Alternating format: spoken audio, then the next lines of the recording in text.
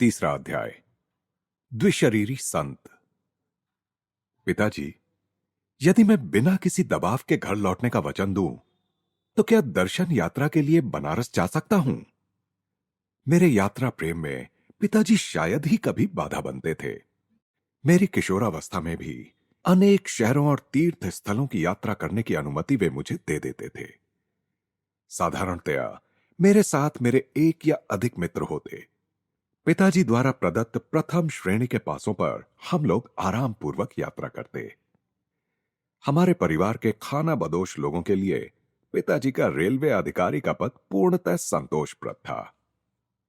पिताजी ने मेरे अनुरोध पर यथोचित विचार करने का वचन दिया।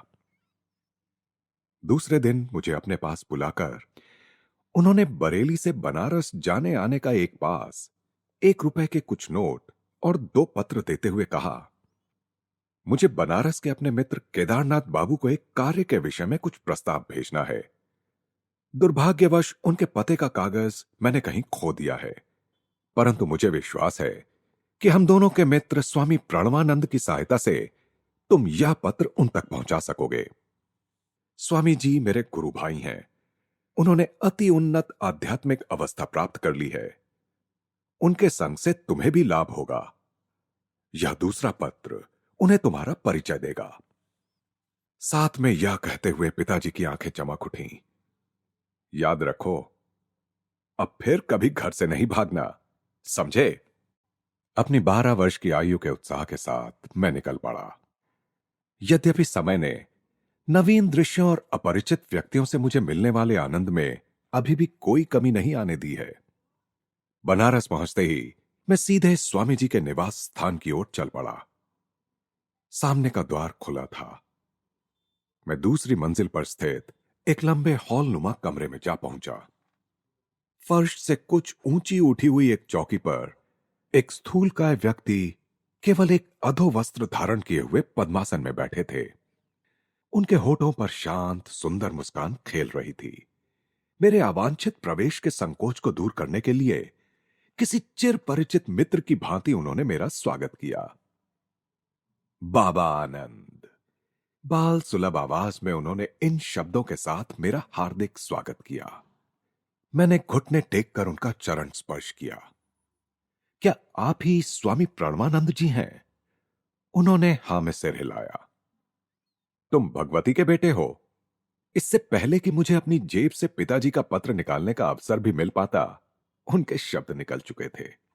आश्चर्यचकित होकर मैंने पिताजी का उनके लिए दिया हुआ अपना परिचय पत्र निकालकर उनके हाथ में दिया, जो अब निरर्थक जान पड़ता था। तुम्हारे लिए केदारनाथ बाबू को मैं अवश्य ढूंढ निकालूंगा। संत ने पुनः एक बार अपनी अतीन्द्रिय दृष्टि से मुझे विस्मित कर दिया। तत्पश्चात उन्होंने पत्र पर एक दृष्टि डाली और मेरे पिताजी के संबंध में कुछ स्नेह भरे उद्गार व्यक्त किए। देखो, मुझे 2 पेंशनें मिलती हैं। एक तुम्हारे पिताजी की सिफारिश से, जिनके अधीन मैं रेलवे कार्यालय में काम करता था। दूसरी मेरे परम पिता के अनुग्रह से, जिनके लिए मैंने अपने जीवन के सांसारिक कर्तव्यों को अंतः प्रेरणा के अनुसार अपना सर्वोत्तम प्रयास करके पूर्ण कर दिया है। मुझे यह कथन अत्यंत गूढ़ लगा। परमपिता से आपको कैसी पेंशन मिलती है स्वामी जी? वे क्या धन आपकी गोद में डाल देते हैं? स्वामी जी हंस पड़े। पेंशन से मेरा अभिप्राय है अगाध शांति, अनेक वर्षों के गहन ध्यान का पुरस्कार। मुझे अब धन की कभी कोई इच्छा नहीं होती। मेरी अत्यल्प भौतिक आवश्यकताओं की पूर्ति हो जाती है। इस दूसरी पेंशन का तात्पर्य तुम बाद में समझ जाओगे। अचानक वार्तालाप बंद कर स्वामी जी गंभीर और निश्चल हो गए। किसी रहस्यमय भाव ने उन्हें आवृत कर लिया। प्रारंभ में तो उनकी आंखें चमक उठीं, जैसे किसी आकर्षक वस्तु को देख रही हों। बाद में निष्प्रभ हो गई। मैं उनके इस अचानक मौन से उद्विग्न हो गया। उन्होंने अभी तक मुझे यह नहीं बताया था कि मैं अपने पिताजी के मित्र से कैसे मिल सकूंगा। तनिक बेचैन होकर मैंने उस खाली कमरे में दृष्टि दौड़ाई, जिसमें हम दोनों के अतिरिक्त और कुछ भी नहीं था। जिस चौकी पर वे बैठे थे, उसके नीचे रखी उनकी काठ की खड़ाओं पर मेरी दृष्टि पड़ी। छोटे महाशय, चिंता मत करो, जिनसे तुम मिलना चाहते हो वे आधे घंटे में यहां पहुंच जाएंगे। योगीवर मेरे मन को पढ़ रहे थे। उस समय यह कोई बड़ी बात भी नहीं लग रही थी। उन्होंने पुनः गहन मौन धारण कर लिया। जब मेरी घड़ी से मुझे पता चला कि 30 मिनट बीत चुके हैं, तब स्वामी जी स्वयं ही उठ गए। लगता है केदारनाथ बाबू दरवाजे के निकट पहुंच गए हैं, उन्होंने कहा। मैंने सीढ़ियों से किसी के ऊपर आने की आहट सुनी। विस्मित अबोध्यता में मैं अचानक डूब गया। असमंजस में मेरे विचार दौड़ने लगे। बिना किसी संदेश वाहक का उपयोग किए पिताजी के मित्र को यहां बुलाना कैसे संभव हो सकता है? मेरे यहां आने के बाद स्वामी जी ने तो मेरे अतिरिक्त किसी से भी बात नहीं की है। मैं चुपचाप उठकर कमरे से बाहर आ गया और सीढ़ियां उतरने लगा। आधे रास्ते में ही मध्यम कद के एक दुबले पतले गौरवर्ण व्यक्ति से मेरी भेंट हुई। वे किसी जल्दी में लग रहे थे। क्या आप केदारनाथ बाबू हैं? मेरी आवाज में उत्तेजना स्पष्ट थी। हां, और तुम भगवती के बेटे हो ना, जो मुझसे मिलने के लिए यहां प्रतीक्षा कर रहे हो? वे मित्रतापूर्ण ढंग से मुस्कुराए। महाशय, पर आप यहां कैसे आए? उनकी अबोध्य उपस्थिति से मुझे विस्मयकारी रोष का अनुभव हुआ। आज सब कुछ रहस्यमय लग रहा है। 1 घंटे से भी कम समय पहले मैंने गंगा स्नान समाप्त किया ही था कि स्वामी प्रणवानंद जी मेरे पास पहुंच गए। मैं सोच भी नहीं सकता कि उन्हें कैसे पता चला कि मैं उस समय वहां था। भगवती का बेटा मेरे घर में तुम्हारी प्रतीक्षा कर रहा है, उन्होंने कहा। क्या तुम मेरे साथ चलोगे? मैं खुशी से तैयार हुआ।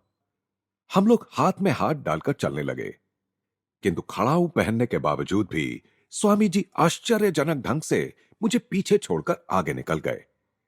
हालांकि मैं ये मजबूत जूते पहने हुए था। फिर प्रणवानंद जी ने अकस्मात रुककर मुझसे पूछा, मेरे घर पहुंचने में तुम्हें कितना समय लगेगा? लगभग आधा घंटा। मुझे अभी कुछ और काम है। उन्होंने एक रहस्यमय दृष्टि मुझ पर डाली। अब मुझे तुम्हें पीछे छोड़कर जाना होगा। तुम सीधे मेरे घर पहुंच जाओ, जहां मैं और भगवती का बेटा तुम्हारी प्रतीक्षा कर रहे होंगे। मैं उनसे कुछ कह सकूं इससे पहले ही वे तेजी से मेरे पास से निकल गए और भीड़ में अदृश्य हो गए। मैं जितना तेज चल सकता था उतना तेज चलकर यहां पहुंचा हूं। केदारनाथ बाबू के इस कथन से मैं और भी हतबुद्धि हो गया। मैंने उनसे पूछा कि वे स्वामी जी को कब से जानते थे। पिछले वर्ष तो हमारी कुछ मुलाकातें हुई थी, पर हाल में कभी भेंट नहीं हुई। आज पुनः स्नान घाट पर उनसे मिलकर मुझे बहुत खुशी हुई।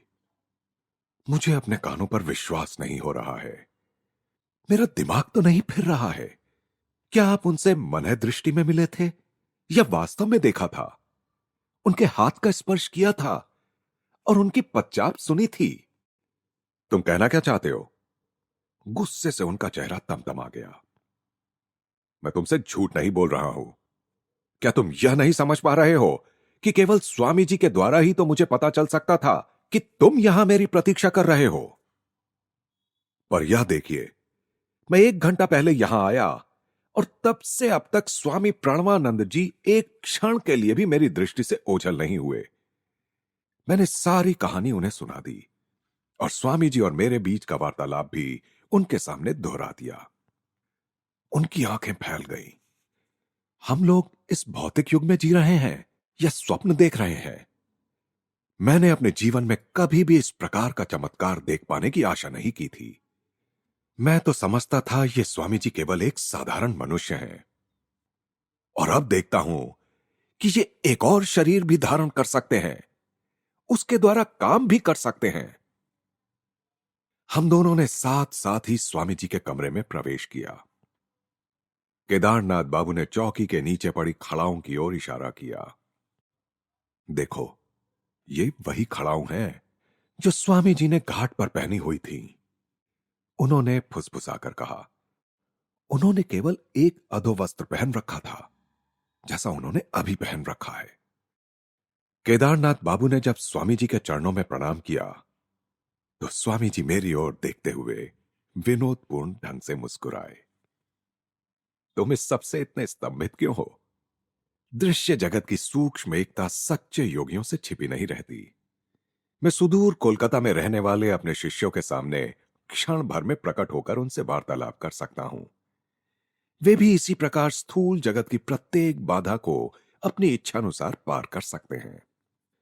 शायद मेरे बाल हृदय में आध्यात्मिक उत्साह जगाने के उद्देश्य से ही स्वामी जी अपने दूर श्रवण और दूरदर्शन के योग बल के बारे में मुझे बताने के लिए राजी हुए। परंतु उत्साह के बदले मुझे विस्मय युक्त भय का अनुभव हुआ। चूंकि मेरी ईश्वर खोज एक विशिष्ट गुरु श्री युक्तेश्वर जी के मार्गदर्शन में ही होनी तय थी, जिनसे मैं अभी मिला भी नहीं था। अतः प्राणवानंद जी को अपना गुरु मानने की कोई प्रवृत्ति मेरे मन में नहीं उठी। मैंने यह सोचते हुए उनकी ओर सशंकित मन से देखा कि मेरे सामने बैठे हुए वे स्वयं ही थे या उनका प्रतिरूप था।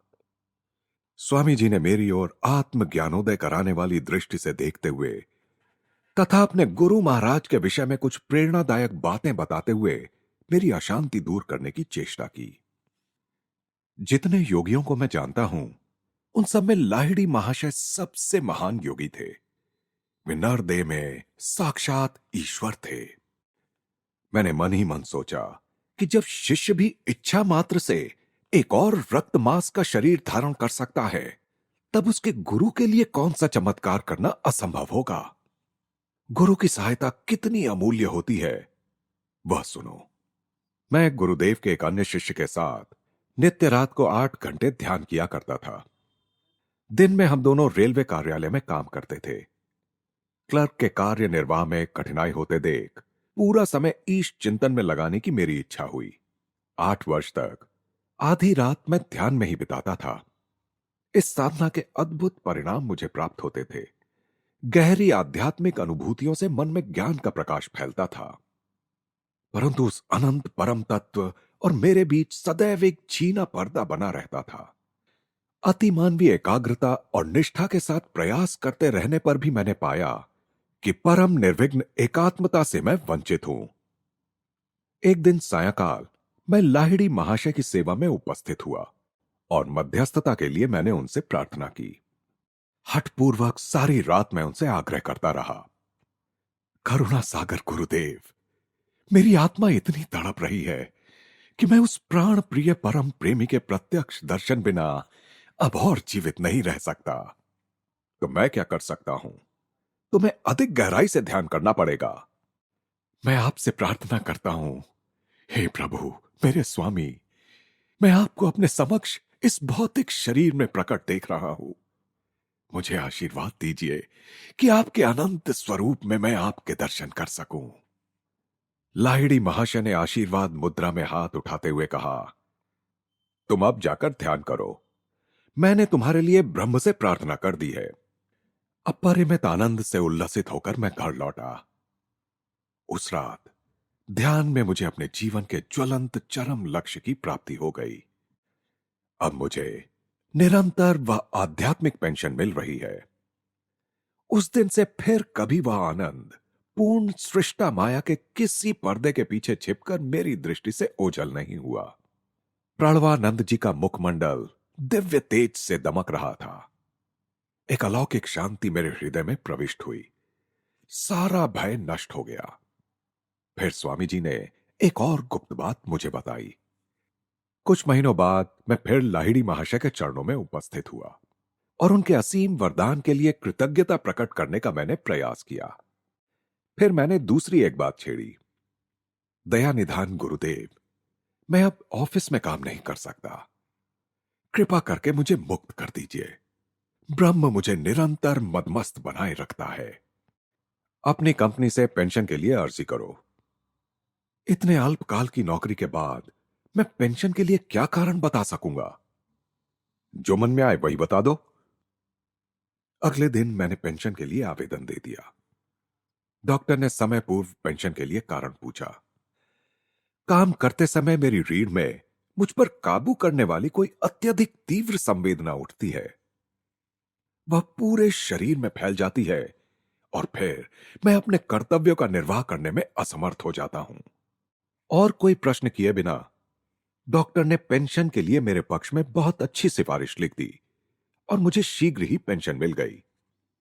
मैं जानता हूं कि डॉक्टर और तुम्हारे पिता सहित सब संबंधित रेलवे अधिकारियों के माध्यम से लाहिड़ी महाशय की दैवी इच्छा ही कार्य कर रही थी। उन लोगों ने लाहिड़ी महाशय के दैवी निर्देश का अपने आप ही पालन किया और मुझे अखंड ईश चिंतन के लिए मुक्त कर दिया। इस असाधारण रहस्योद्घाटन के उपरांत स्वामी प्रणवानंद जी दीर्घ काल तक मौन रहे। जब मैं भक्तिभाव से उनका चरण स्पर्श कर उनसे जाने के लिए अनुमति मांग रहा था, तब उन्होंने आशीर्वाद दिया। तुम्हारा जीवन सन्यास और योग मार्ग के लिए है। तुम्हारे पिताजी और तुम्हारे साथ मेरी फिर एक बार भेंट होगी। अनेक वर्षों के उपरांत ये दोनों ही भविष्यवाणियां सत्य सिद्ध हुईं। धीरे धीरे घिरते जा रहे अंधकार में केदारनाथ बाबू मेरे साथ साथ चल रहे थे। मैंने उन्हें पिताजी का पत्र दिया, जो उन्होंने सड़क पर लगी रोशनी के प्रकाश में पढ़ा। तुम्हारे पिताजी ने इसमें अपनी रेलवे कंपनी के कोलकाता कार्यालय में मुझे एक पद ग्रहण करने का प्रस्ताव दिया है। स्वामी प्रणवानंद जी को मिलने वाली पेंशनों में से कम एक पेंशन का अधिकारी हो पाना कितना सुखद होता, परंतु यह असंभव है। मैं बनारस छोड़कर नहीं जा सकता। खेद है कि एक साथ दो शरीर धारण करने का मेरा समय अभी नहीं आया है।